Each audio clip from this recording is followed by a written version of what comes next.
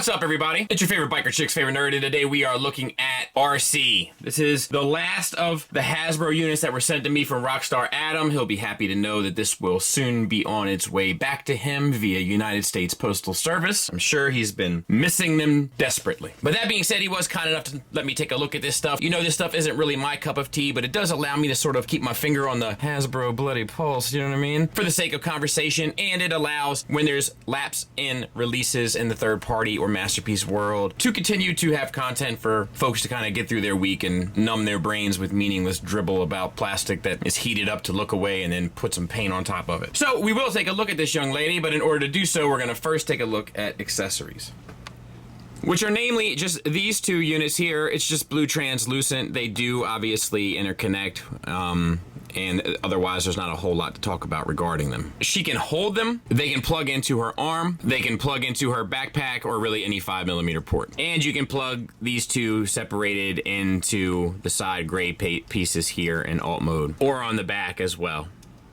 I am going to include this as an accessory. It's obviously like the front windshield of her motorcycle, right? And it's actually painted quite nicely. Like, it's a translucent plastic, but the blue is completely painted on and looks great, along with the black and yellow detailings. The reason why I'm including it separately is because I think she looks better without it on her back.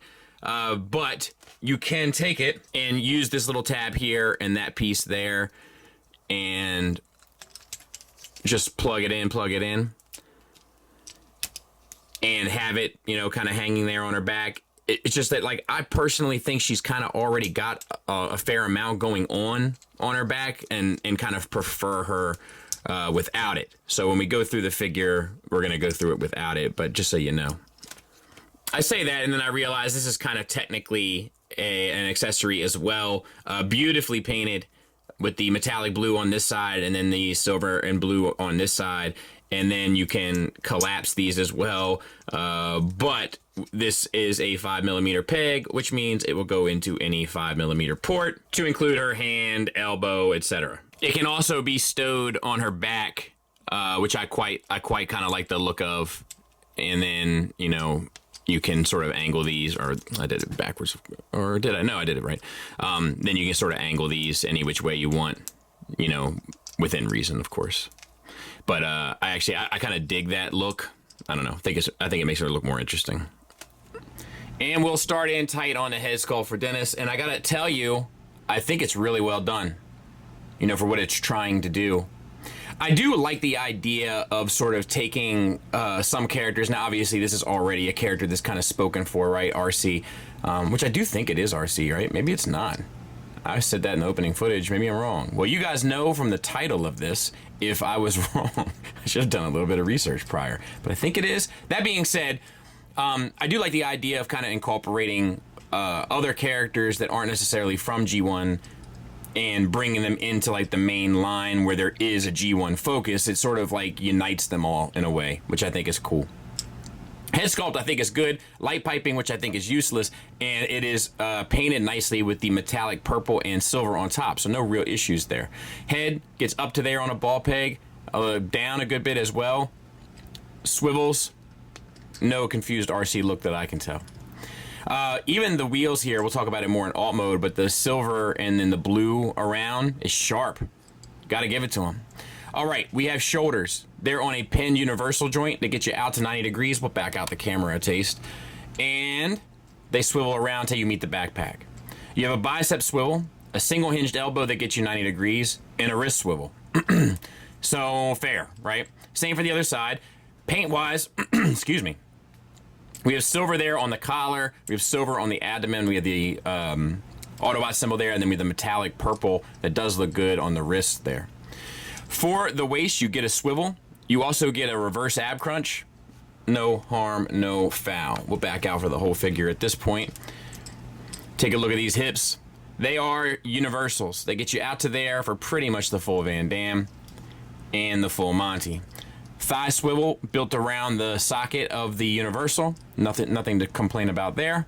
We have a single hinge knee that gets you 90 degrees. We have some paint on the lower legs with some silver on the knee pads, as well as the metallic purple, which does look great. I wish they utilized it more, to be honest. And that's it. And then we have these kind of unsightly bits hanging off here. I wish there was a way to sort of wrap them around into the back. Would have looked for a better looking thing at the end. And then ankles, you get a toe tilt up, a toe tilt down, and a bit of an ankle. No, you get an extreme ankle rocker. So that works nicely. And there she is from the back. Once again, these are kind of unsightly, but I think the rest of it works fairly well. This obviously, you know, you can tuck down, you can have up, you can sort of manipulate it to whatever works best for you. Fair. Size comparison wise, there she is with drag strip. So, you know, pretty much in line with the current sort of deluxe, for lack of a better term, scale. So not necessarily my favorite, but it's on par with what you should expect. All right, so let's get it transformed. Extend the whole backpack and spin the windshield 180 and just sit that up. You want to rotate this waist back and spin that 180. And you want to extend these kind of like gauntlets, bring them back and around with this hinge here, drop them down, and then tab them in underneath her hips here. All right, so then we're gonna bring the hips up and rotate the pelvis piece forward, collapse the and then this whole section spins around and that plugs into that sort of piping there. And then this all wraps in underneath and then this piece extends. So we're gonna do the same thing on this side, collapse the, and then rotate all of this back, plug in,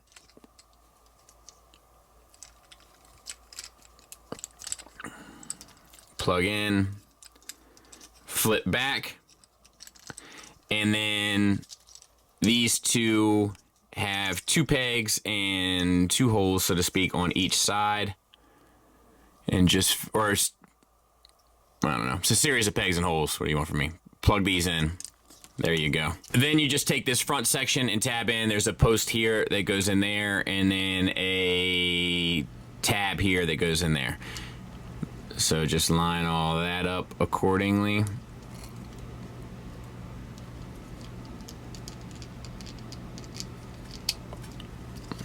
And same on the other side.